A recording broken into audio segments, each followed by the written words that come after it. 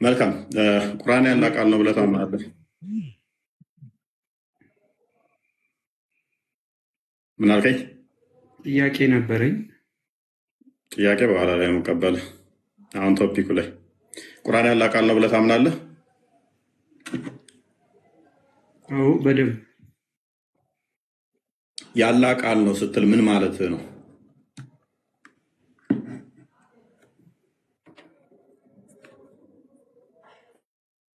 ያላ ቃል ነው ማለት ስትል አልገባኝም ጥያቄ። ያላ ቃል ነው ሲባል ምን ለማለት ነው? አላህ የፈጠረው ነው ለማለት ነው ወይንስ አላህ የተናገረው ነው? አላህ የተናገረው። ኦኬ። ስለዚህ አላህ ሊተራል የተናገረው ነው።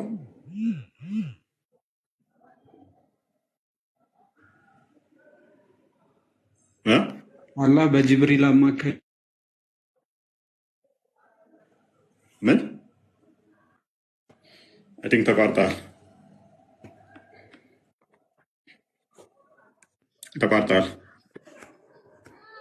እኔ ጋር አሁን ተመልሰሃል። ይሰማል? እኔ ይሰማል። የአላህ ቃል ነው ስትል ምን እያልክ ነው? የአላህ ንግግር ነው ቁርአን። ሌላ እንትን አለው እንዴ?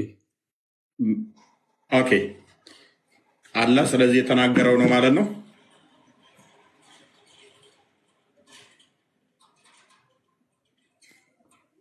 እፎይ ጥያቄ አልገባኝም። ማለት ቁርአን በቃ የአላህ ንግግር ነው ብለን እናምናለን። የአላህ ንግግር ነው ስትል ስለዚህ ለምሳሌ የቁርአን ክፍል ውስጥ የሆነ ጥቅስ አለ። ለምሳሌ የሆነ ጥቅስ አንዱን ጥቅስ በለው እናንተ የምታውቀው የሚመች ጥቅስ። አሁን ቁል ሁወ አላሁ አሐድ የሚለውን ሱረቱ ኢኽላስ ላይ ያለውን ይሄንን አላህ የተናገረው ነው ወይንስ የፈጠረው ነው?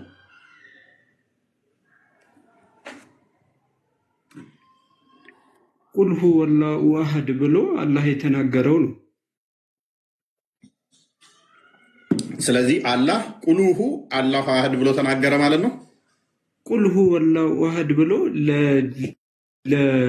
ለጅብሪል ነገረው። ጅብሪል ደግሞ ለረሱል ሰለላሁ ዐለይሂ ወሰለም አመጣላቸው በዋሂ። መልካም። ስለዚህ አላህ እንደኔ ነው የሚናገረው ማለት ነው። አይ ቁል ሁወ አላሁ አሐድ አላሁ ሰመድ ለም ያሊድ ወለም ይውለድ ይላል። አንድም ቢጤ ቁል አላሁ አሐድ አላሁ ሰመድ ለም የሊድ ወለም ይውለድ ወለም የኩን ለሁ ኩፉወን አሐድ። እሱ እንዳለው አምሳያም ቢጤም የለውም። ቆይ አንዴ መሐመድ ጣልቃ ትግባ። በንግግር ደረጃ እንዲህ ነው የተናገረው እንዳልከው እኔም እንደተናገርኩት እሱም እንዲህ ነው የተናገረው ወይስ ሌላ ዳይሌክት? ቆይ መሐመድ ጣልቃ ትግባ ፕሊስ፣ አትረብሽ። አሊያም አወርዳለሁ። እንዴት አድርግ ተራጠብ። ከኋላ ሴቷ እየረበሸች ነው ስታወሩ እንትን ይላል። ማይክ አታንሳ። እኔ አምሳያለሁ የለውም የሚለው ላይ ያለው አሁን ቁል ሁወ አላሁ አሐድ ብሎ እንደተናገረው እንዲህ የተናገረው ነው ብለኸኛል። ስለዚህ ቃሉ እንዲህ ከሆነ የተናገረው እኔ እንደተናገርኩት ነው የተናገረው ማለት ነው። እንደዛ ካለን ማለት ነው አምሳያ ኖረው ማለት እኮ ነው። እኔ የገረመኝ እኮ እሱ ነው። ሊትራሊ እሱ ባህሪው ነው ቃሉ ነው ባልከው መሰረት ቁል ሁወ አላሁ አሐድ አላሁ ሰመድ ለም የሊድ ወለም ይውለድ ወለም የኩን ለሁ ኩፉወን አሐድ ብሎ ለጅብሪል አላህ እንዲህ ቃል በቃል ከተናገረ በድምፅ እኔም ይኸው በድምፅ እንዲህ ተናገርኩኝ። ስለዚህ አምሳያለሁ እያልከኝ ነው? አይ የፍጡርና የአምላክ እንትን ባህሪ አንድ አይደለም። በድምፅ አይደለም እንደዚህ የነገረው ለጅብሪል አልኩ እኮ ድምፁ አሁን እኔ እናንተ አሁን እንደዚህ እንደምናወራው አይነት እንደዚህ ነው። አሁን የከሌ ድምፅ ነው እንደሚባለው አሁን አንተ ስታወራኝ የእፎይ ድምፅ ነው፣ እኔ ሳወራ ደግሞ የእኔ ድምፅ ነው እንደምንለው እንደዛ አይነት ባህሪ ወይም ደግሞ እንደዛ አይነት የሆነ ከሌላ ፍጡር ጋር የምናመሳስልበት ምንም አይነት መንገድ የለም። ስለዚህ ጅብሪል አስተካክሎ ነው ያመጣው ማለት ነው። አላህ በሌላ አይነት ዜማ ነግሮት ጅብሪል ደግሞ በሌላ ዜማ ለሙሐመድ ነገረው። ሙሐመድ ደግሞ ለእናንተ በሌላ ዜማ ነገራችሁ እዛ። ምክንያቱም አንድ አይነት ካልሆነ በደንብ አስተውል። ቃሉ አንድ አይነት ካልሆነ ቃሉ ያላህ ነው ካልክ ቃሉ አንድ አይነት ካልሆነ ያላህ ቃል ሊሆን አይችልም ማለት ነው። ምን ብለሃል? ቁርአን ያላህ ቃል ነው ብለሃል። አሁን እኔ ላይ ስትለኝ ቆይ እሱ ያንተ ቃል ነው ምናምን ብለሃል። ቃሉ ያላህ ከሆነ ያንኑ ቃል ያላህን ነው አንተ የምትለው ማለት ነው። እንዴት ቀጥታ ያላህን ቃል እያልከው ካልሆነ አላህ እንዳለው እያልክ ካልሆነ በመሀል የነበረው ጅብሪል አሻሽሎታል ማለት ነው። ለምሳሌ ሎክ ቁል ሁወላሁ አሐድ የሚለውን አላህ ለምሳሌ እንደዚህ ቃል በቃል እንደዚህ አንተ እንደምትቀራው ካላለ ሚል ከሆነ ለምሳሌ ከዛ ጅብሪል ደግሞ መጥቶ ቁል ሁወላሁ አሐድ ብሎ ካስተማረ ለሙሐመድ አላህ የተናገረውና ጅብሪል የተናገረው አንድ አይሆንም ማለት ነው። ስለዚህ ምን አድርጓል ማለት ነው? ጅብሪል ከአላህ የሰማውን ቃል አሻሽሎ የራሱን ሞዲፋይ አድርጎ ለሙሐመድ ነግሮታል ማለት ነው። አይ እንደዛ አይነት ስልጣኑ የለም። እንደዛ ካሌለው ቀጥታ አላህና አንተ መቀሩ ተመሳሳይ ነው የሚሆነው ማለት ነው። ቁርአን ያሞነ ያለ ንግግር ነው አይደል? እኮ ከአንተ ጋር ተመሳሳይ የሆነ ንግግር ማለት ነው። ተመሳሳይ የምትለዋን ያዝልኛ። አይሆንማ፣ ተመሳሳይ አይደለማ። ተመሳሳይ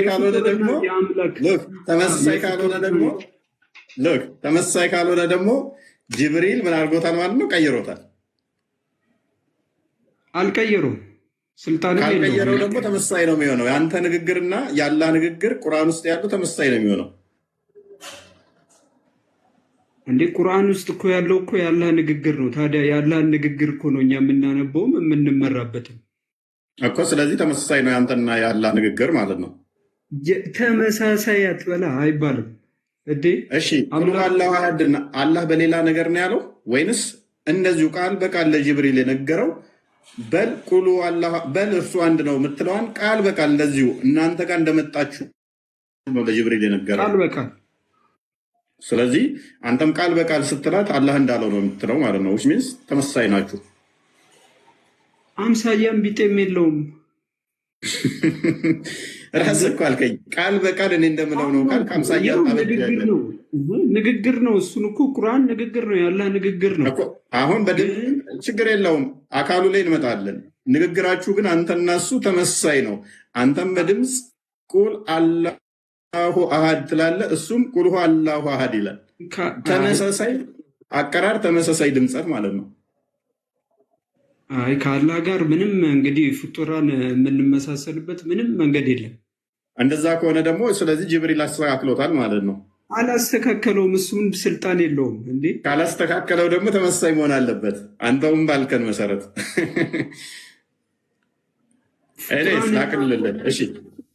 ላቅልልህ።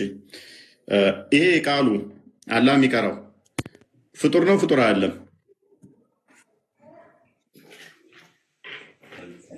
አላህ የሚቀራው ማለት የአላህ ንግግር ነው።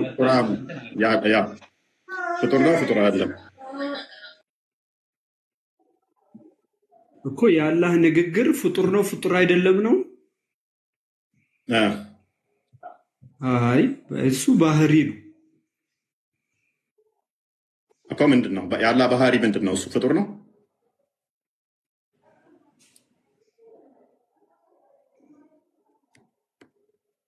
የአላህ ንግግር እንዴት ፍጡር ይሆናል?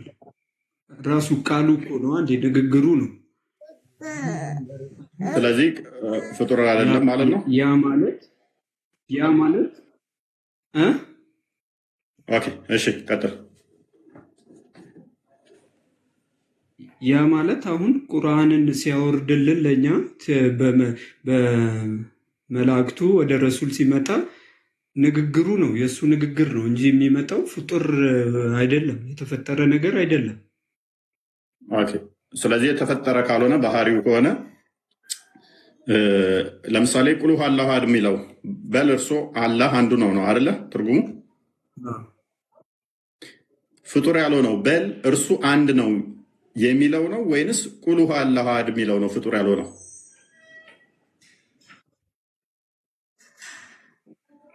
በልኩ ብሎ እኮ ሲልከው ማስጠንቀቂያ ነው አይደለም? ችግር የለውም። የትኛው ነው? የአማርኛው ነው ፍጡር ያልሆነው ወይንስ አረብኛው? ሁለቱም ፍጡር አይደሉም። ስለዚህ በል እርሱ አላህ አንዱ ነው የሚለውም ፍጡር አይደለም። ቁል አላሁ አሐድ የሚለው ፍጡር አይደለም። የአላህ ቃል ፍጡር አይደለም እኮ ባህሪው ነው እኮ። ይሄ እኮ አሁን ባህሪውን ነው እየነገረን ያለው ለእኛ እኮ። ችግር ተስማማው በል እርሱ አንዱ ነው የሚለውን ፍጡር አይደለም። ቁል አላሁ አሃድ የሚለውን ፍጡር አይደለም። ሁለቱም ፍጡር አይደሉም። ቆይ ፍጡር ማለት ምን ማለት ነው? የተፈጠረ ነገር ከጊዜ በኋላ የመጣ የተፈጠረ በታይም ኢንተርቫል ያለው ማለት ነው። ከጊዜ በፊት ወይንም ደግሞ ዘመን ሳይፈጠር ጊዜ ሳይቆጠር ያልነበረ ማለት ነው። ስለዚህ ታዲያ እንዴት ቃል ፍጡር ይሆናል? ቃል እኮ ከአንተ ጋር አብሮ የሚኖር ነው። ለምሳሌ አንተ ቃል ብትሳደብ ፍጡር አይደለም እንዴ? አንተ ውጤት አይደል እንዴ? እናንተ የምትሰሩትም ፍጡር ነው ይላል አልቁርአኑ። ስለዚህ አንተ የምታደርገው የምትሰራውም ፍጡር ነው የሚሆነው። ምክንያቱም ከጊዜ በኋላ የመጣ ስለሆነ ታይም ሳይፈጠር ዘመን ሳይቆጠር ቃልህ ከአንተ ተለይቶ ሊኖር አይችልም። ከጊዜ በኋላ የመጣ ነገር በሙሉ ፍጡር ነው። ዘመን የሚቆጠርለት ወይም ደግሞ ኦኬ፣ አልሰማም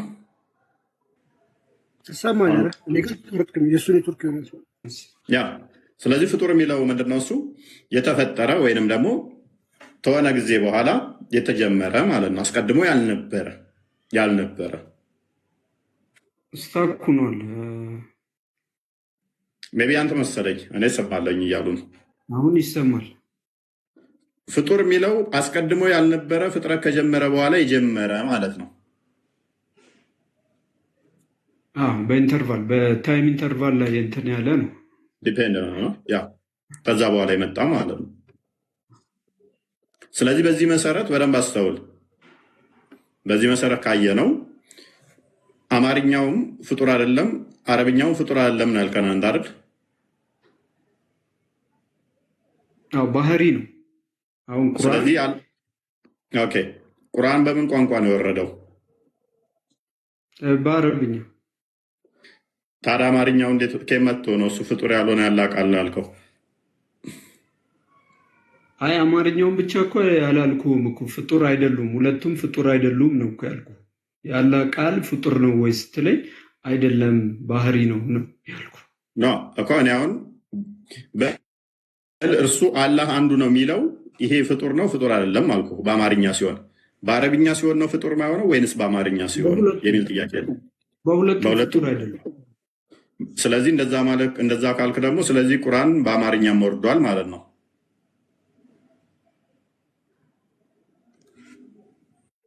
ቁርአን በአረብኛ ወረደ። ያው ከዛ በኋላ ሰውም ደግሞ በሚግባባበት በሁሉም አካባቢ ሊረዳው በሚችለው ደግሞ ተፈስሯል፣ ተተርጉሟል። ስለዚህ እንደዛ ከሆነ ለምሳሌ የምልክት ቋንቋ አስቀድሞ አልነበረም። አሁን በብሬን ምናምን መጽሐፍ አለ። ስለዚህ በዛ ሲጽፉት አዲስ የተጀመረ ቋንቋዎች አዲስ በሚጀመር ቋንቋ ያንን ሲተረጉሙት ያም ቋንቋ አብሮ ፍጡር አይሆንም ማለት ነው።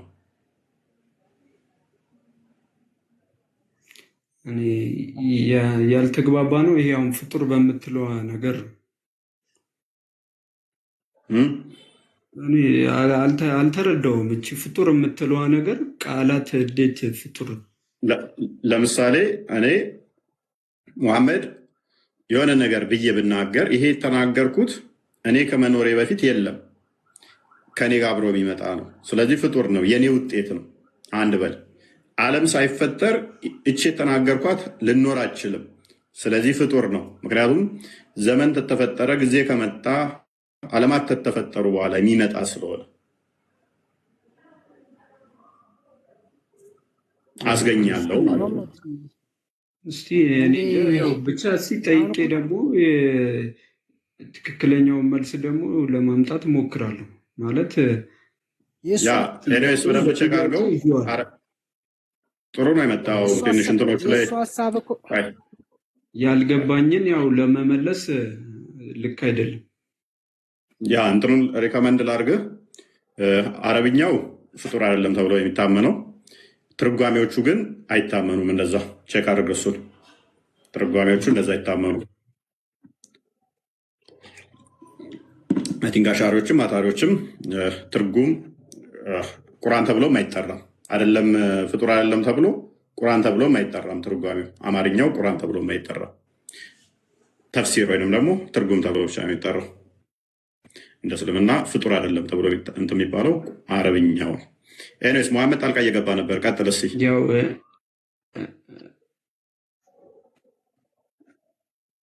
አይ ሀሳብህ አንተ ለምሳሌ ቁርአን አላህ የተናገረው ነው ሲልህ አይ ከተናገረማ እሱ እንደኔ ቢጤ ነው ለማለት እንደሆነ ገብቶኝ ነው። በቃ ያንተ ሀሳብ እንደዛ ነው። አይ እሱን እኮ አለፍኩት እኮ ኦልሞስት እንደዛ እንደሆነ እኮ አርጊው ማድረግ እንደማትችሉ አውቃለሁ፣ ግን እሱን አለፍኩና አሁን ፍጡር ነው ፍጡር አይደለም ወደ ዋናው እኔ ፖይንቴ ላይ ወደዛ ለመመለስ ስለፈለግኩ ነው። ኤኒዌይስ ፍጡር አይደለም ብለህ ነው የምታምነው አንተ፣ ፍጡር ነው ብለህ የምታምነው ባይዘ መሐመድ ወጥተሃል። መሐመድ ማን ነው የሚለው ስምህ? በአራቱም መዛብ መሐመድ አሚን በአራቱም መዛብ በተለይም አታሪ ኮንክ በአስቸኳይ ተውበት አድርገህ ማትመለስ ከሆነ ይላል ኢማም ሐንበሊ ማለት ነው፣ ታመህ መጠየቅ የለብህም፣ ከአንተ ጋር መብረት መደረግ የለበትም፣ ከአንተም ትምህርት ሊወሰድ አይገባል ነው። ኢብን አይደለም ቁርአንን ፍጡር ብለህ ቁርአን ምንድን ነው ፍጡር ነው ፍጡር አይደለም ተብለህ ተጠይቀህ ፍጡርም አልልም ፍጡር አይደለም አልልም ብለህ ዝም ብትል እንኳን እንደ መዛቦችህ ከእስልምና እንደ ጥያቄ ይዘውና በሌላ ቀን ያው ስመጣ ለመመለስ ሞክራለሁ። ያው ያንተን አይደለም እኔ መሐመድ አሊን ነው ያልኩት። መሐመድ አሚን ሶሪ፣ እሱ ፍጡር ነው ስላለ ቁርአን ፍጡር ነው ብሎ ነው ያለው። እሱ ያላ ቃል ፍጡር ነው። ምን አይነት ችግር እንደሚያመጣብህ እይ። መሐመድ አሚን ቁርአን ያላ ቃል ነው ብለህ ነው ያመንከው አይደለ? ቁርአን ያላ ቃል ነው ብለሃል። ያላ ቃል ባህሪው ነው ብለሃል። ደግሞም ፍጡር ነው ብለሃል። ያ ማለት ምን ማለት ነው? አላህ አለ ፍጡር ያልሆነ ፍጥረትን የፈጠረ ቃል አለው። በቃሉ ፍጥረትን ይፈጥራል። ቃሉ ራሱ ፍጡር ነው አልከን። ስለዚህ ቃሉ ፍጡር ከሆነ በቃሉ ደግሞ ፍጥረት የሚፈጥር ከሆነ ስለዚህ አላህ ቃሉን ፈጠረና በቃሉ ደግሞ ፈጠረ ማለት ነው። ፈጥሮ ፈጠረበት ማለት ነው። አሁን ችግሩ ምን መሰለ? እዚህ ጋር ቃሉ የተፈጠረ ከሆነ ቃሉን የፈጠረ ሌላ ቃል ያስፈልጋል። ያንን ቃል የፈጠረ ደግሞ ሌላ ቃል ያስፈጥራል። ያንን ቃል ደግሞ ለመፍጠር ሌላ ቃል ይፈልጋል። ስለዚህ ምን ይሆናል? ወደ ኢንፋይናይት ውስጥ ይገባል ማለት ነው። ያንን ቃልም የፈጠረ ሌላ ቃል መምጣት አለበት። አንደኛ። ሁለተኛ ደግሞ አላህ እንዲዳ ያደርገዋል። ፍጥረት መጀመሪያ ወይም መጨረሻ ስለሚኖረው አላህ ቃሉን ከመፍጠሩ በፊት ምን ይሆናል ማለት ነው? ሚዩት ነበር ወይም ደግሞ ዲዳ ነበር፣ ቃል አልባ ይሆናል ማለት ነው። አምላክ ቃል አልነበረውም ዲዳ ነበር ሚል ያመጣባል። አላህ ቃሉ ፍጡር ነው ወይንም ባህሪው ነው ብለህ ከዛ ፍጡር ነው ካልክ ማለት ነው። ደግሞም ለመናገር አላህ ራሱ ቃሉ ምንድነው? እሱ የፍጡር ባህሪን ገንዘብ ያደረገ ነው ማለት ነው። ቤቢ አግኝተዋል መሐመድ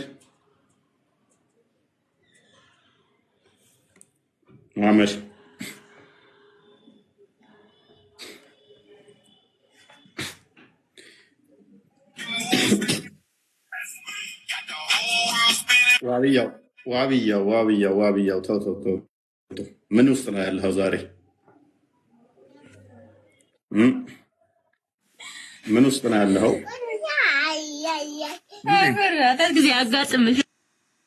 ዛሬ የሚገቡት ሁሉ ህፃናት ልጆች እዛው እንደሚገቡት ህፃናት ድምፅ አለው። አልሐምዱሊላህ ይመስገን። ማለት ምን ውስጥ ነው ስለኛ ከሆነ ደንገጥ ብዬ ነው። የሆነ መንዙማ ነው ዘፈን የሆነ ነገር ሰማሁኝ ስገባ። ቲክቶክ እያየሁ ነበር፣ ድንገት መጥቶ ነው።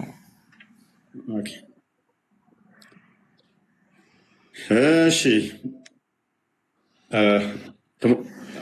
አብዱ ይቀጥልና ትቀጥላለህ። አንዴ አብዱ እንኳን ደህና መጣ።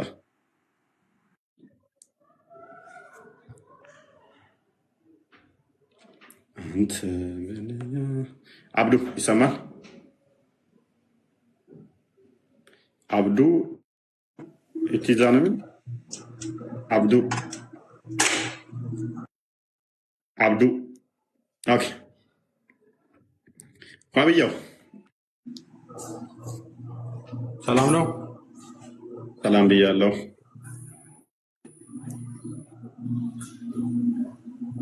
አብዱ ይናገር ሰው አለ እንዴ? ዋብያው ይቀድማል።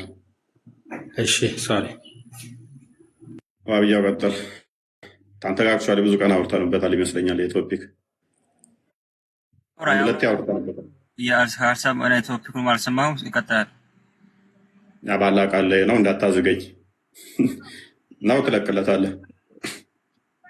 ምንም ነው ማዝግ እኔ ያው አልሰማሁም። ያው ኦኬ እሺ አላህ ቃል ላይ ነው ቁርአን ያላህ ቃል ነው የሚለው ጋር በተያያዘ እንትን እያልን ነው። ኦኬ አብዱ ቀጥል። እሺ አብዱል ቴንክ ዩ ሜቢ ሰምታችኋል። ምን አልከኝ? ሰምተሃል? ጥያቄያችንን ነበር። ቁርአን ያላህ ቃል ነው ወይስ አይደለም ነው? ሜቢ ፈቃደኛ ከሆንክ አቂዳ ማወቅ እችላለሁ። አታሪን ነው ወይ አሻሪን አቂዳ የምትከተለው በዚህ ጉዳይ ላይ? አቂዳ ምን ማለት ነው? እምነት ወይንም ደግሞ በዚህ ጉዳይ ላይ አለ የምትቀበለው አስተምሮ። ያላህ ቃል ፍጥረት አይደለም። ኦኬ ይሄ ነው ያላህ ፍጥረት አይደለም ስትል ቃሉ የተፈጠራለን ቃሉ የራሱ ነው። ኦኬ ቃሉ ስትል ለምሳሌ ምኑን ይዘህ ነው? ፊደላቱንም ያካትታል፣ ድምፀቱንም ያካትታል? እንዴት ነው? የተናገረውም ሊናገር ያሰበውም የሱ ቃል ነው። ለምሳሌ አሁን ከቁርአን ውስጥ ይሄ ፍጡር አይደለም ስትልስ ያስረዳል። የምፈልገውን ክፍል ጥቀስና ፍጡር አይደለም ስትል ይሄ ከአላህ የወረደ ቃል ነው ይላል። ለምሳሌ ኦኬ አላህ ደግሞ ፈጣሪ ነው።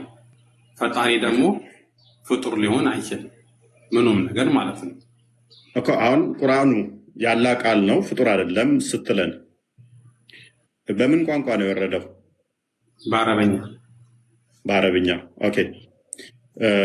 ስለዚህ አረብኛ ቋንቋውንም ያካትታል ማለት ነው እንትኑ ፍጡር አለመሆኑ። ፊደሉን ሳይሆን ቃሉን ነው። ቃልና ፊደል ይለያል። ቃልና ፊደል ይለያል። ኦኬ ስለዚህ አለ ቃል ነው የወረደው ቁርአኑ። የአረብኛ ፊደል ያላህ ፍጥረት ነው ፊደሉ ግን ቃሉ ግን ያ ተገጣጣ በአረብኛ የተነገረው ቃል ያላህ ምን አልከኝ? ኦኬ አላህ ለጅብሪል የነገረው በምንድን ነው? በምን ቋንቋ ነው መልእክቱን ያስተላለፈው? የነገረው አላህ ሱብሓነሁ ወተዓላ በፈለገው ቋንቋ ይናገራል። ከዚህ በፊትም ላሉት መልእክተኞች በየራሳቸው ቋንቋ አናግራቸዋለሁ። ጅብሪል መጨረሻ ላይ ለነብዩ ሰለላሁ ዐለይሂ ወሰለም ተገልጿል በአላህ ፍቃድ። ስለዚህ የመጡት ህብረተሰብ አረበኛ ስለሆነ በአረበኛ ምክንያት ስላለው ነው። ከምክንያት ጋር ነው እንጂ በአረበኛ ብቻ አይደለም። ያ ለአረብ ስለተላኩ በአረበኛ እናገራቸው። ስለዚህ ቁርአን ተብሎ የሚጠራው ምንድን ነው? ቃሉ ነው። ቃሉ ስትል ለምሳሌ አላሁ ላ ኢላሃ ኢላ ሁወል ሐዩል ቀዩም ላ ተእኹዙሁ ሲነቱን ወላ ነውም። ይሄኛው ቃሉ ይሄ አሁን ያነበብኩልህ ቃል በአማርኛ በለው እስኪ። አላሁ ላ ኢላሃ ኢላ ሁ ከአላህ ሌላ ምንም ፍጥረት ከአላህ ሌላ ጌታ የለም ማለት ነው። ከአላህ ሌላ ምንም ጌታ የለም የሚለው አማርኛውም ፍጡር አይደለም ወይንስ አረብኛው ነው ፍጡር ያለው ነው? አማርኛውማ የሰው ልጆች አስበው እንትን ያለው የተረጎሙት ነው። በሰው ልጅ ጭንቅላት የተረጎመ ነው እንጂ በአላህ ፍቃድ የተተረጎመ ስላልሆነ የኛው ቁርአን አይደለም፣ ትርጉሙ ቁርአን አይደለም። ስለዚህ አረብኛ መሆን አለበት ማለት ነው ፍጡር ላለመሆን። ስለዚህ ቋንቋውን ያካትታል ማለት ነው። ቋንቋውን አሊፍ ባታውን አያካትትም አልኩ እኮ። ፊደሉን አያካትትም። ፊደልና ቃል ይለያል። ቃሉ ከሆነ እኮ ችግር የለውማ። በየትኛው የምትለው አላህ አንድ ነው ለማለት በአረብኛም በለው አማርኛም በለው ቃሉ ቃል ነው። ቋንቋው አብሮ ፍጡር ካልሆነ አማርኛም ላይ አላህ አንድ ነው፣ በአረብኛም አላህ አንድ ነው፣ ልዩነት የለም። በእንግሊዝኛም አላህ አንድ ነው፣ ተመሳሳይ ነው የሚሆነው። ስለዚህ ቋንቋውን ማያካትት ከሆነ ቋንቋው ፍጡር ከሆነ በአማርኛም በእንግሊዝኛም በኦሮምኛም በትግርኛም ብትለው ተመሳሳይ ነው የሚሆነው። መልእክቱ ነው ፍጡር ያልሆነው እያልክ ነው፣ ቃሉ ሳይሆን። መልእክቱ ከሆነ ደግሞ አላህ አንድ ነው። በአማርኛም በእንግሊዝኛም በኦሮምኛም በትግርኛም በአረብኛም ልዩነት አይኖረው። አሌስ ቋንቋውን ያካትታል ካልክ ግን አረብኛው ሲሆን ነው ፍጡር መሆነው ካልክ ምን ይሆናል ማለት ነው? እነኛዎቹ ፍጡር የሆኑና አረብኛውም ቋንቋውም ጭምር ፍጡር አይደለም ማለት ነው። ለምሳሌ ውሻ ለማለት ከልብ የሚለው አረብኛው ቁርአን ውስጥ አለ። በአማርኛው ውሻ በአረብኛ ውሻ ብትለው ውሻ ነው። አይ አረብኛ ላይ ሲሆን ነው እቺ ቃል ፍጡር ማክቶ ነው ካልክ ስለዚህ አረብኛውንም አካተሃል።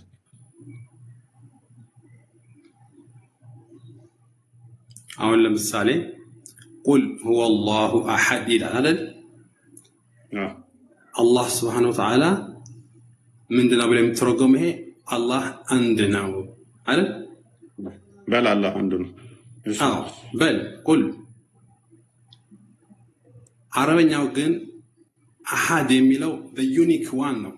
በዩኒክ ዋን ማለት አንዱ ነው ማለት ነው። አንድ ማለት nothing like him በቃ በዩኒክ ዋን ማለት ማተር ያደርጋል።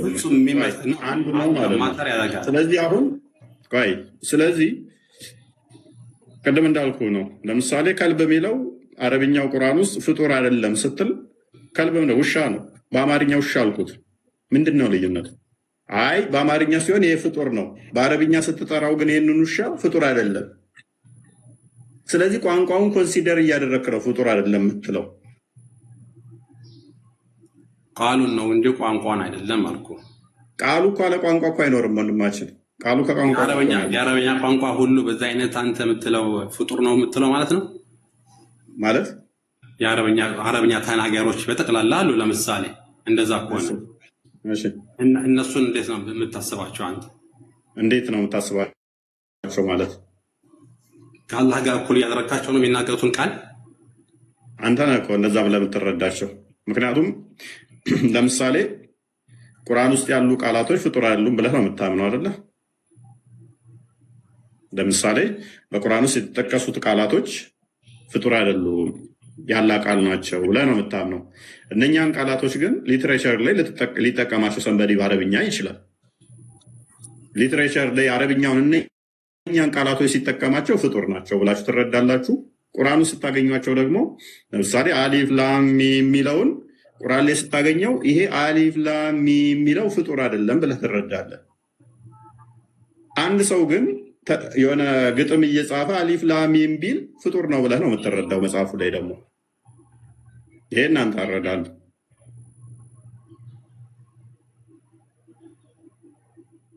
አላህ ሱብሃነሁ እሺ እንትን ልበልልህና ፍጡር አይደለም መልካም። ስለዚህ ከባህሪው ነው መልካም። እሺ የአላህን ባህሪ መቀየር ይቻላል? ማን ይቀይረዋል የአላህን ባህሪ? ስለዚህ ምንም መቀየር አይቻልም። አስቀድሞ የነበረ ነው እንደዛው የሚቀጥል ነው አይደለ?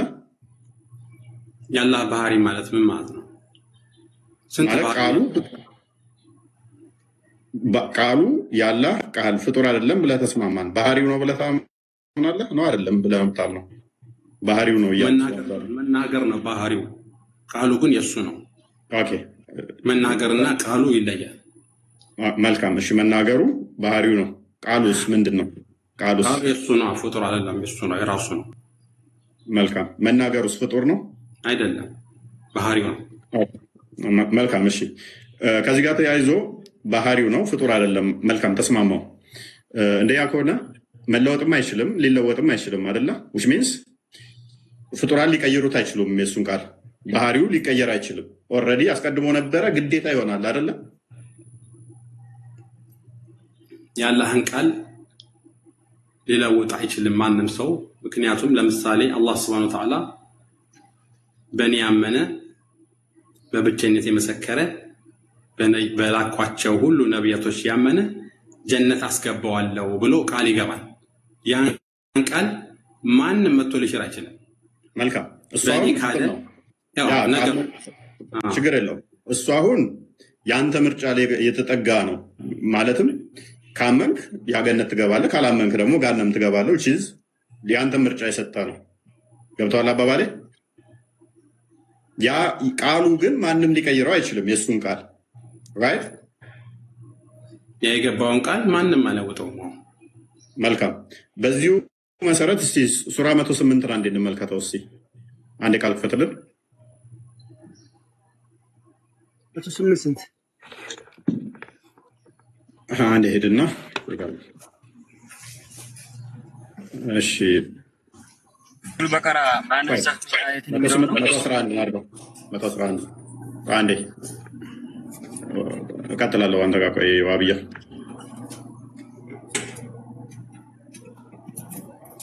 ኦኬ ቀደም ብለናል ያላህን ቃል ማንም ሊቀይረው አይችልም ብለናል ተስማምተናል እሱ ራሱ የሱ ነው ብለናል አራማን ሚተርክ ኦኬ እንደዛ ከሆነ ይሄንን ቃል አቡላብ መቀየር ይችል ነበር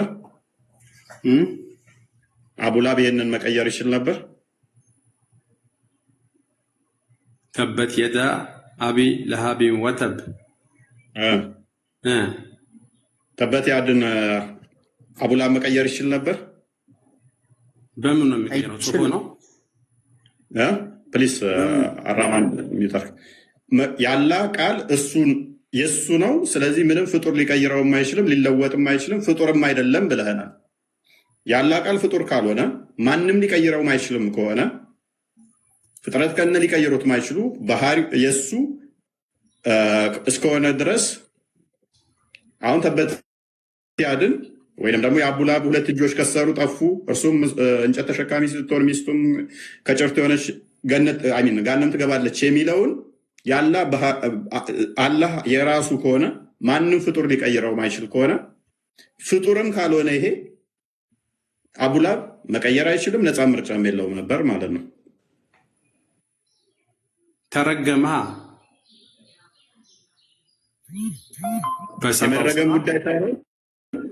የመረገም ጉዳይ ሳይሆን በሰራው ጉዳይ ሳይሆን ይሄ ቃሉ ምን ብለናል ያላህ ነው ፍጡር አይደለም ማንንም ሊቀይረው አይችልም ብለናል ልክ ነው ስለዚህ አቡላብ ምንድነው ማለት ነው ገና ሳይፈጠር ያላ ባህሪው ምንድነው አላህ ራሱ ያላህ ምን ይላል ያቡላብ ሁለት እጆች ጠፉ ከሰሩ እሱም እሷም እንጨት ተሸካሚ ስትሆን ጋነም ትገባለች ከጭርት የሆነች ሚል አላህ ላይ ነበረ አቡላብ ደግሞ ይሄን መቀየር አይችልም ምክንያቱም ያላህ ስለሆነ ያላህን ቃል ማንም መቀየር ስለማይችል ደግሞ ፍጡር ያልሆነ ትእዛዝ ነው ይሄ ፍጡር ያልሆነ ትእዛዝ ፍጡር ሊለውጠው አይችልም which means አቡላብ ምንም ማድረግ አይችልም ማለት ነው ምንም ማድረግ አይችልም ስለዚህ አቡላብ መጠየቅ አይችልም ማለት ነው በዛ ስንሄድ ደግሞ አቡላብ በዚህ ካራክተሩን ተጫወተ ሄደ ሞተ ጋንም ከገባ ተጠያቂው ማን ይሆናል ማለት ነው አላህ ነው ምክንያቱም ያላ ፍጡር ያልሆነው ቃሉ አቡላብ የሚባልን ፈጥሮ ጋነም የመክተት ስለሆነ ያላህን ቃል ባህሪው ራሱ ፍጡር ያልሆነው ቃሉ ማይለወጠው አቡላብ ጋነም የሚገባል የሚል ስለሆነ ምን ስላደረገ ነው አላህ Subhanahu Wa Ta'ala ይረከመው ህዝቦቻቸውን ሰብስበው ከማድረግ ጋይንት አያዙ ምክንያቱም ከማድረግ ጋር ከያያዝከው ቴንኪው በየቀበለህና ያላ ቃል ፍጡራን ላይ ጥገኛ ይሆናል ማለት ነው which is በነገሮች የሚወሰን ከሆነ ያላ ቃል ምን ይሆናል አሁን ደግሞ አስቀድሞ ያልነበረ ነገሮችን እያየ የሚቀያየር ይሆናል ማለት ነው እንደ ነገሮች እኮ ነው ቁርአን ያወረደው አላህ Subhanahu Wa Ta'ala በ23 አመት ውስጥ ምክንያቱም ችግር የለውም እንደ ነገሮች ቢወርድም ይሄ ቃሉ ግን ያላህ ቃል ነው አይደለ ፍጡር ያልሆነ ጊዜው ሲደርስ አወረደው እንጂ የአቡላብ እጆች ከሰሩ ጠፉ ጋነም ይገባል እሱም እሷም የሚለው ያላህ ቃሉ ነው ማይጠፋ ቃሉ ዘላለማዊ ቃሉ እርሱነቱ ልክ እንደ እጁ እንደ እግሩ እንደ ፊቱ የእርሱ የሆነ ነው አይደለ ይሄንን ደግሞ ፍጡራን ሊቀይሩት አይችሉም እጁን ልቀይር እንደማችል ያላህን አይን መቀየር እንደማችል ሁሉ ቃሉን መቀየር ማችል ከሆነ አቡላብም ሆነ አንተ ራስህ ዛሬ የምመጣው ያላህን አይን ማቀየር ካልሆንክ አብዱል እንደዚህ ይሆናል እንደዚህ ነው ብሎ ካለ መቀየር እኮ አይችልም በቃ ምክንያቱም ልክ እንዳይኑ እንደጁ ቃሉ ኦልሬዲ ስለነበር ማለት ነው እኮ በአላህ Subhanahu Wa Ta'ala ሁሉን ነገር ሲወስንና ቀድር ሲያደርግ በመጀመሪያ ደረጃ በአንድ በኩል ብቻ አይደለም ይጻፍለት ያ ሰውዬ ምርጫ ሰጥቶታል በዛ ህዝብ ሁሉ መሃል ተነስቶ ብቻውን ነብዩ ሰለላሁ ዐለይሂ ወሰለም አጎት ነው ነብዩ ሰለላሁ ዐለይሂ ወሰለምን ተቃወመ ማለት ነው። አሳዲቁ ለልዓለሚን ካላቸው በኋላ እኔ የምነግራችሁን ነገር ታምናላችሁ ወይ? ከዚህ በኋላ ጀርባ ጠላት ይመጣል ብላችሁ ታምናላችሁ ወይ ሲላቸው አዎ እናምናለን አሉት። እንግዲያውስ ልንገራችሁ እኔ ከአላህ የተላኩ መልእክተኛ ነኝ ከእሳት ላድናችሁ ነው የመጣሁት ብሎ ሲናገር ምንድነው እምነት ሲባል አላህ ሱብሓነሁ ወተዓላ በብቸኝነት ማመን ነው።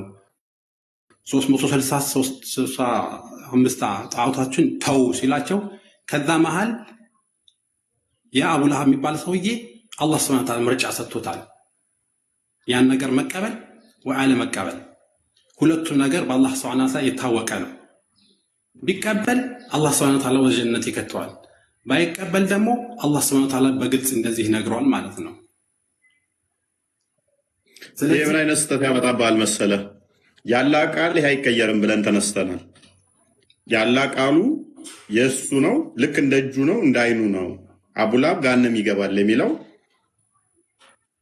ያላ ቃል ነው ተባብለን ከተስማማን በኋላ ምንም አይነት ምርጫ ብታመጣ ወንድማችን፣ ምንም አይነት ኦፕሽን ብታመጣ 99 ምርጫ አምጥተህ አንዷ እቺ ከሆነች 99ኙን መምረጥ አይችልም። ለምን መሰለም አይችልም? ያላ ቃሉ ማይቀየር ነው፣ ልክ እንደ እጁ እንዳይኑ ነው። እርሱም ደግሞ አቡላብ ገሃነም ይገባል የሚል ነው። መምረጥ አይችልም። መምረጥ ነፃነቱን ኦልሬዲ ነፍጎታል። ምን በሚል አቡላብ ገሃነም ይገባል የሚል ወስኖታል። ከቀየረውማ ምን ይሆናል? አላህ ፍጡር ይሆናል ማለት ነው። ይበልጥ ወይንም ደግሞ ያላ ቃላት የሚለዋወጥ ይሆናል። ላግዘው አለውኝ። ቆይ አንድ ልናገር፣ ቀጥል። አላህ ሱብሓነሁ ወተዓላ እውቀቱ አንድ ብቻ አድርገህ ወሰንከው አንተ። አሁን ለምሳሌ በቃ ይሄ ሰው ጀሃነም ይገባል ብቻ ነው የተጻፈው ብለህ ነው የምታምነው አንተ። እንደዛ አይደለም። አላህ ሱብሓነሁ ወተዓላ አሁን ለምሳሌ በምሳሌ ብነግርህ እኔ ስቶፕ ሳይ መኪና እየነዳው ዝም ብዬ ገብቼ ሳላይ ዋናውን መንገድ ሳላይ ስገባ በፍጥነት መኪና እየመጣ ያ መኪና ሊገጨኝ ብሎ ቆመ። ሳይገጨኝ አክሲደንቱ ሳይፈጠር ማለት ነው።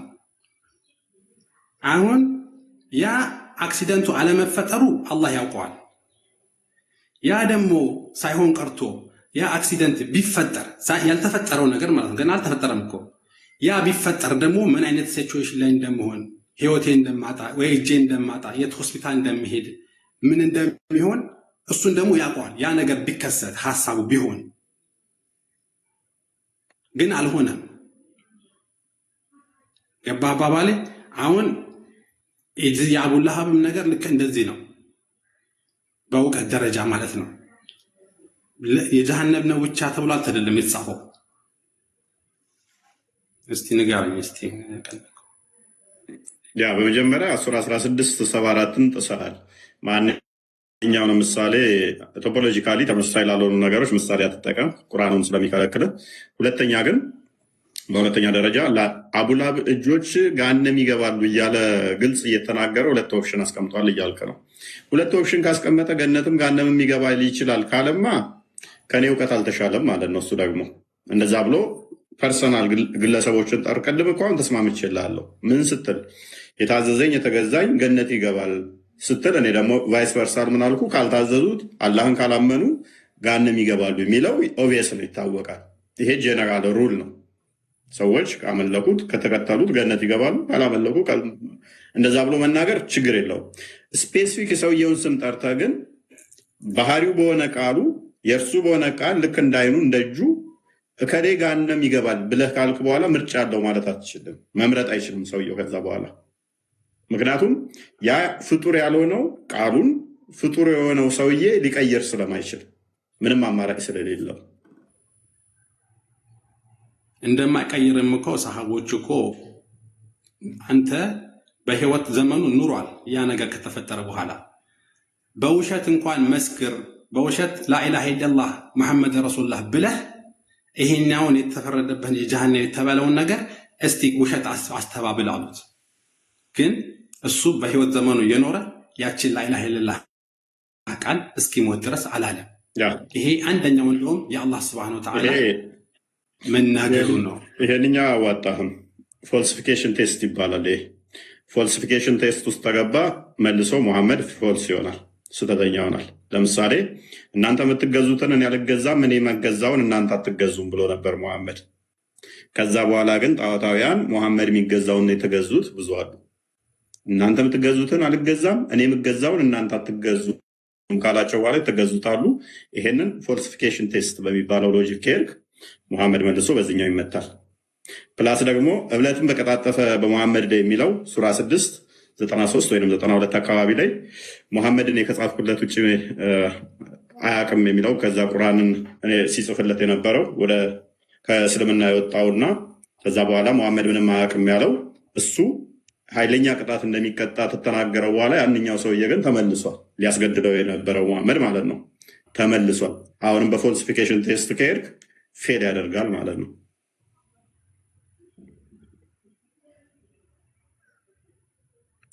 93 እንደዛ አካባቢ አላህ በሰው ላይ ምንም አላወረደም። ያ እሱ ነው አይ ቲንክ በአላህም ላይ እብለትን ከቀጣጠፈ ወይንም ወደ እርሱ ምንም ያልተወረደለት ሲሆን ወደ እኔ የተወረደልኝ ካለና አላህም ያወረደውን ቢጤ በእርግጥ አወርዳለሁ ካለ ሰው ይበልጥ በዳይ ማን ነው? በደለኞችንም በሞት መከራዎች ውስጥ በሆነን ጊዜ መላእክት እጆቻቸውን ዘርጊዎች ሆነው ለቅጥጥብ ነፍሶቻቸውን አውጡ፣ በአላህ ላይ እውነትን ያልሆነን ነገር ትናገሩ በነበራችሁትና ከአንቀጾቻችንም ትኮሩ በነበራችሁት ምክንያት ዛሬ የውርደትን ቅጣት ትመነዳላችሁ የሚላቸው ሲሆን ብታይ ከፍ አድርገው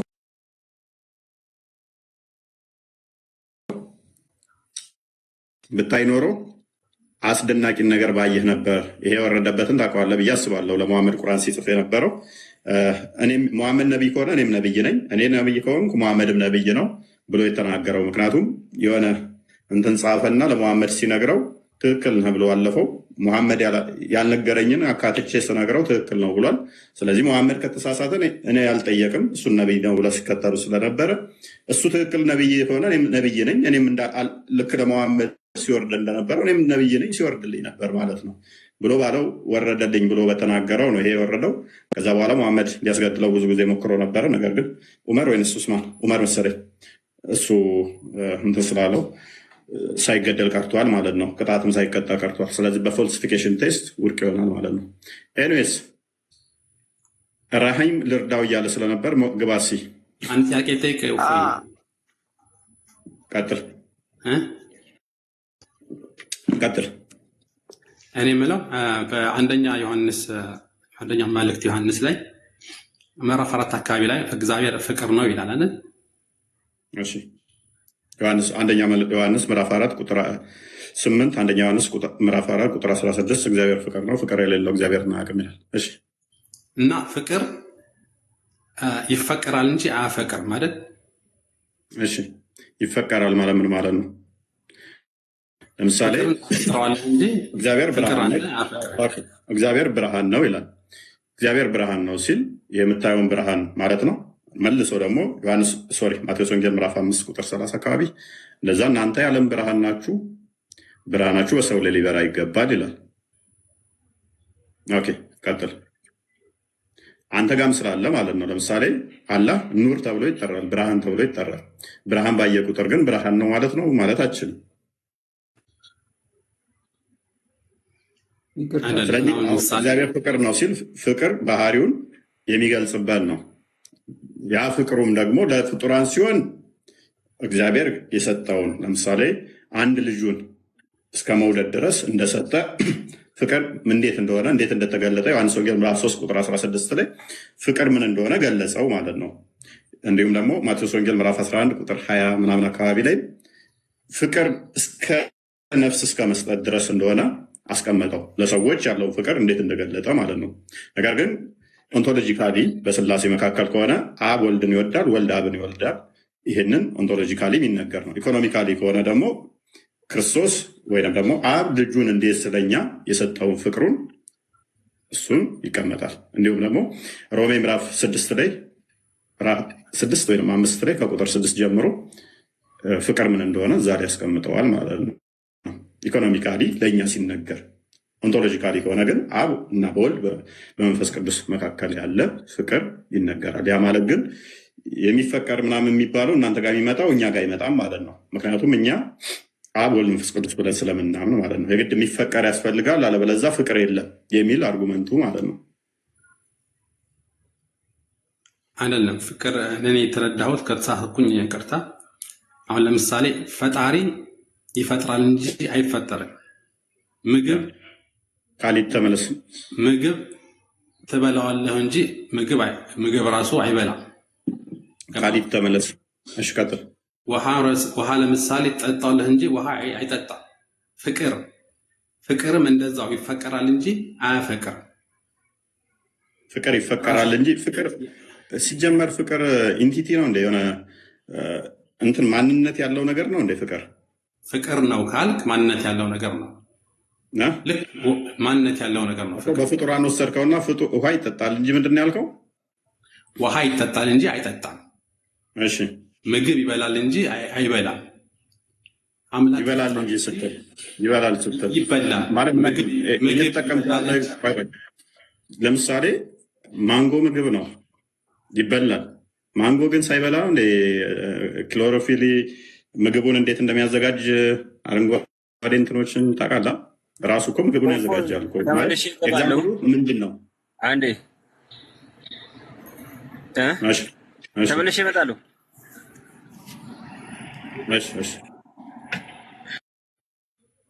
ራማን ቀጥል። እሺ ያ አንተ ያልከው ይብቃኝ።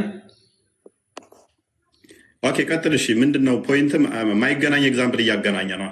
ምግብ ይበላል ምንድን ነው? ምን አገናኘው? ማለት እግዚአብሔርን እናፈቅረዋለን እንጂ አያፈቅረንም ማለት ነው። ፍቅሩን እንዴት እንደገለጸ እኮ ነገርኩህ እኮ። ፍቅሩን እንዴት እንደገለጸ ፍቅር ምን እንደሆነም ደግሞ እግዚአብሔር ፍቅር ነው ሲባል ለእኛ ኢኮኖሚካሊ እንዴት ነው እሱ ፍቅሩን እንዴት ገለጸ ከሆነ ሮሜ ምዕራፍ 5 ቁጥር 6 ነው። ቼክ አድርግልኝ። ከኛ አንጻር ሲገለጥ ምንድን ነው ፍቅር? ቃል አለ ያ እየከፈትኩ ነው። 5:6 ሁለተኛ 5:6 ወይ ነው 6 ቼክ አድርገው። ኦኬ ገና ደካሞች ሳለን ክርስቶስ ዘመኑ ሲደርስ ስለ ኃጢአተኞች ሞቷልና፣ ስለ ጻድቅ የሚሞት በጭንቅ ይገኛልና፣ ስለ ቸር ሰው ግን ሊሞት እንኳ የሚደፍር ምናልባት ይገኝ ይሆናል። ነገር ግን ኃጢአተኞች ሳለን ክርስቶስ ስለኛ ሞቷልና እግዚአብሔር ለእኛ ያለውን የራሱን ፍቅር ያስረዳል። እግዚአብሔር ለእኛ ያለውን ፍቅሩን እንዴት በዚህ ያስረዳል? ፍቅር ምን እንደሆነ ማለት ነው። ስለኛ ያለውን ይልቁንስ እንግዲህ አሁን በደሙ ከጸደቅን በእርሱ ከቁጣው እንድናለን። ጠላቶች ሳለን ከእግዚአብሔር ጋር በልጁ ሞት ከታረቅን፣ ይልቁንም ከታረቅን በኋላ በሕይወቱ እንድናለን እያለ ይቀጥላል። ኤኒዌይስ ስለዚህ እግዚአብሔር ለእኛ ያለው ፍቅሩን እንዴት ገለጸልን? ፍቅር ምንድን ነው? እስከ ሞት ድረስ እኛ አንፈልግህም ብለን ስንመጣ ያ ፍቅር የሆነው ልጁን ልኮ ራሱ ፍቅሩን ለእኛ ገለጸልን። የመጨረሻ ፍቅር አገላለጽ ይሄ ነው ማለት ነው። ያ ማቴዎስ ወንጌል ምዕራፍ 11 ቁጥር አይዶን ነው ፍቅር ከዚህ በላይ የለም የሚለውን አስቀምጠው እንትን በለኝ። እሺ 11 ቁጥር ስንት ላይ ነው የሚያስታውሰኝ? ቁጥር 20 ምናምን አካባቢ ፍቅር እስከ ሞት ድረስ ከመስጠት የተለየ ፍቅር የለም። ቁጥሩን ረስቼዋለሁ። ዮሐንስ ወንጌል ምዕራፍ 25 ቁጥር 23 ሁሉ የሚያስታውሰኝ ፍቅር ከዚህ የለም የሚለው ምክንያቱም ለምወደው ሰው ምን ልታደርግ ትችላለህ? ብዙ ነገር ልታደርግ ትችላለህ። እስከ ሞት ድረስ ከመውደድ በላይ ግን ፍቅር የለም። እስከ ሞት ከመውደድ የተሻለ ፍቅር የለም። ዮሐንስ ወንጌል ምዕራፍ 15 ቁጥር 23 እያሉ ነው። አይደው ቼክ አድርገው። አሁን ለምሳሌ እኔ የምወደው ሰው ምንም ሳያጠፋ ለምሳሌ ወንድሞቼ ሊሆን ይችላሉ፣ የስራ ባልደረቦቼ ሊሆን ይችላሉ። ምንም ነገር ጥፋት የለብንም፣ እኔም ላይም አልበደሉኝም። ግን ስለምወዳቸው ደግሞ በይበልጥ አደርግላቸዋለሁ ማለት ነው፣ ከመውደድ የተነሳ ማለት ነው። ሁለተኛ ደግሞ አብሮ የሚኖሩ ሰዎች እኔ ሊያስቀይሙ ይችላሉ፣ ሊበድሉኝ ይችላሉ፣ ሊያንቋሽሹኝ ይችላሉ። ግን እኔ ምንድን ነው እነሱ ላይ ማረገላቸው? ሊበድሉ ይችላሉ፣ ሊያንቋሽሹ ይችላሉ። የመጨረሻ ነገር ማድረግ የምችለው ይቅርታ ነው ማድረግ የምችለው። ይህን ነገር አምጡ ታረቃችኋለሁ፣ ይህን ነገር አርጉ ታረቃችኋለሁ ምለው ነገር የለም። የመጨረሻ እኮ ችግር የለም፣ ይቅርታ ነው ማድረግላቸው ማለት ነው። እና ይቅርታን የሚያስተማረን እሱ ክርስቶስ እኮ ነው። ይቅርታን ያስተማረን ዮሐንስ አንደኛ ጴጥሮስ ምዕራፍ 3 ቁጥር 1 ጀምሮ ይቅርታን እንዴት እንዳስተማረን ያስቀምጠዋል። ለእኛ ያለውን ፍቅሩን ቅድም እኮ እንዳሳየው ምን አይነት ፍቅሩን አለን? እስከ ሞት ድረስ ከመስጠት የተለያየ ፍቅር ልታመጣ አትችልም። ሌሎች ፍቅሮች ቢመጡ ምንድነው እሱ የሚወዱህን ልወደድ ትችላለህ። ዮሐንስ ወንጌል ምዕራፍ 8 ላይ ስትመለከት ዮሐንስ ወንጌል ምዕራፍ 8 ቁጥር 44 ላይ ከ40 ጀምሮ ጠላቶቻችሁ ውደዱ፣ የሚወዷችሁን ብቻ ብትወዱ ምን ዋጋ አላችሁ ይላል። ዮሐንስ ወንጌል ምዕራፍ 15 ቁጥር 13 ላይ ቼክ አድርገው። ወይንም ደግሞ ዮሐንስ ወንጌል ምዕራፍ አግኝተዋል? 15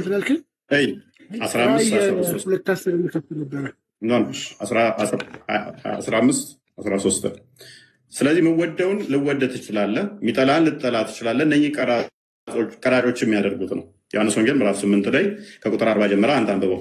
እችኛውን ጥቅስ ነው ስለፈለኳት ነው። ነፍሱን ስለ ወዳጆቹ ከመስጠት ይልቅ ከዚህ የሚበልጥ ፍቅር ለማንም የለውም ይላል።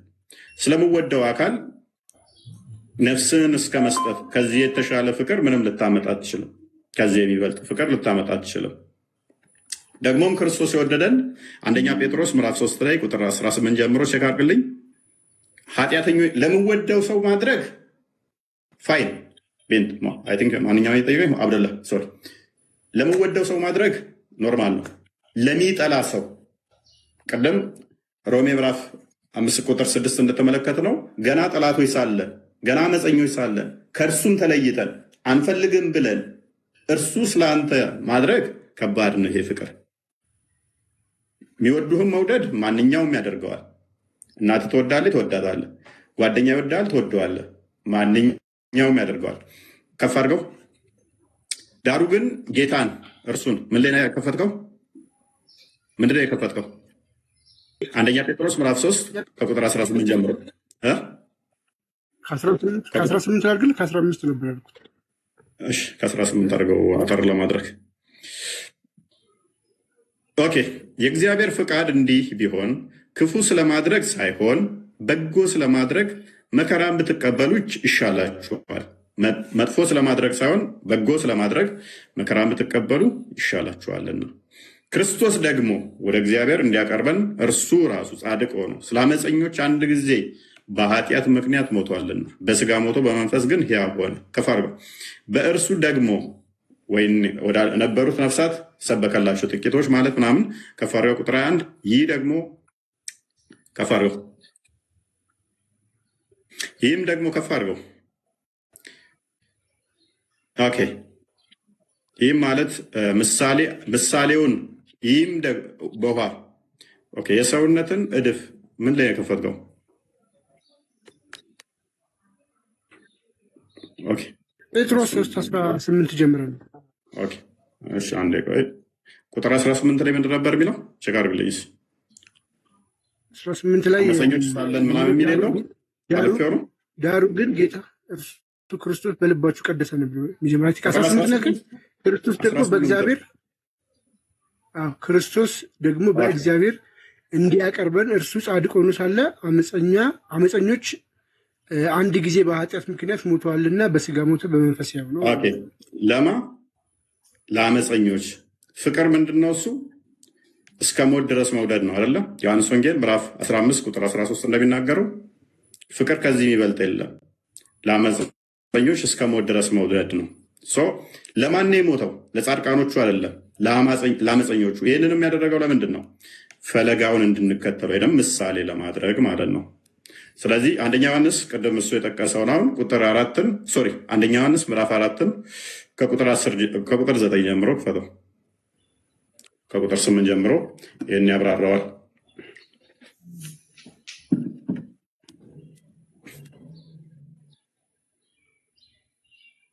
አንደኛ ዮሐንስ ከቁጥር ስንት? ምዕራፍ 4 ነው። ምዕራፍ 4 ከቁጥር 8 ጀምሮ ወይም ከቁጥር 9 ጀምሮ።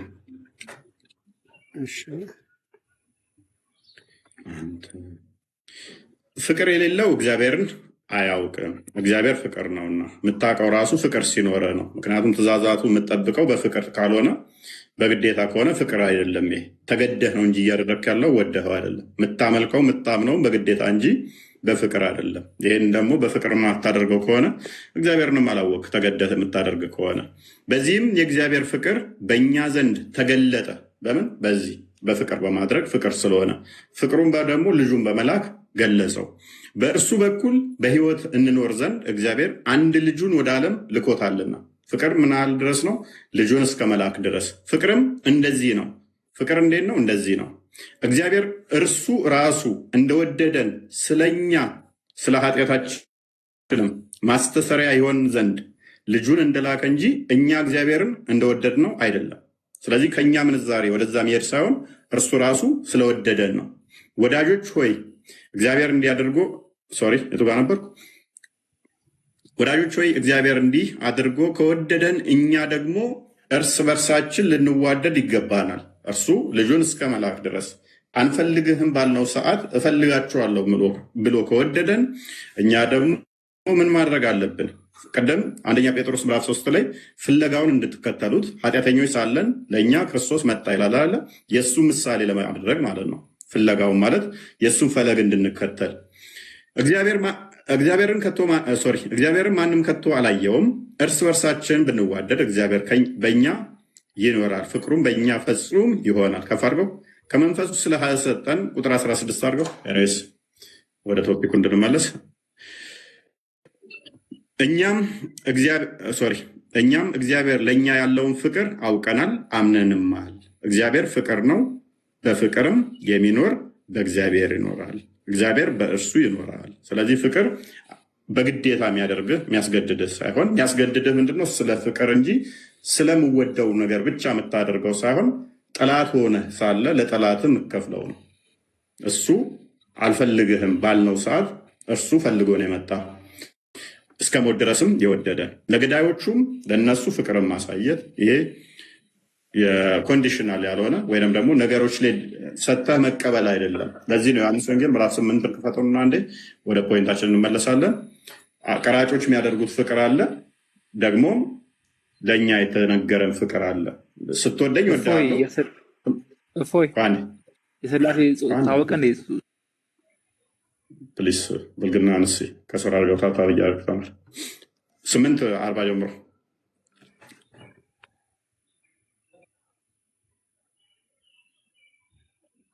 ሰጥቶ መቀበል ፍቅር አለ አይደለ? እናንተ አባታችሁን ታደርጋላችሁ፣ እኛ እስከ ዝሙት አልወረደ። ከፍ አድርገው ኦኬ። ኢየሱስም ያላቸው እሺ ከአባታችሁ ከዲያብሎስ ናችሁ። ከፍ አድርገው የአባታቸውን ምኞት የሚያደርጉ አሉ። የአባታቸው ምኞት ምን እንደሆነ ይታወቃል። እሺ እናንተ ግን ከኃጢአት ከፍ አድርገው ይሰማል፣ ከእግዚአብሔር አትሰሙም አላቸው። እሺ እውነት እውነት እላችኋለሁ ቃሌን የሚጠብቅ የእኛው ክፍል ላይ አለ። ስንት ላይ ነበር? ጠፋኛል። ኦኬ ዮሐንስ ወንጌል ምዕራፍ 5 ቁጥር 40 ነው። ይቅርታ 8 ነው እንደ ከፈትከው 8 ነው ያልከኝ ነበር። ሶሪ 5:40 እየረሳሁ ነገር ግን ደክማል። ከሰው ክብርን አልተቀበለም። ዳሩ ምናምን እኔ በአባቴ ስም መጥቻለሁ አልተቀበላችሁኝም፣ ሌላው በራሱ ስም ይመጣል። ከፍ አድርገው እኔ በአብ ዘንድ ከፍ አድርገው ጥቅስ ረስቻለሁ ማለት ነው። እዚህም አይደለም